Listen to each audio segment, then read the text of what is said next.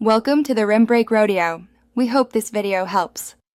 In this video, I will explain how to make delicious homemade BBQ sauce. Making your own sauce is incredibly rewarding and surprisingly simple. First, gather all your ingredients.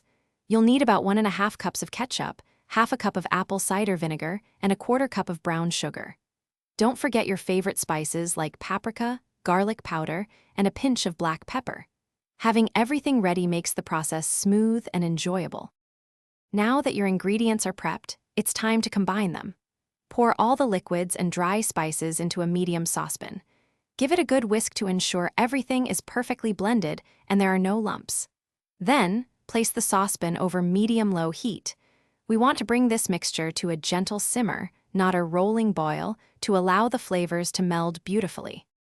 As your sauce simmers, magic happens.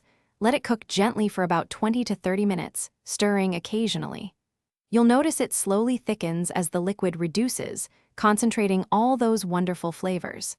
This is the perfect time to taste it. Feel free to add a little more brown sugar for sweetness or a splash of vinegar for extra tang until it's just right for your palate.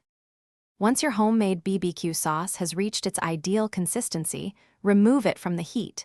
It's crucial to let it cool completely to room temperature before storing.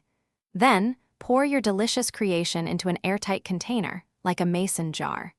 You can keep this fresh in the refrigerator for up to 2 weeks, or for longer enjoyment, freeze it for up to 3 months.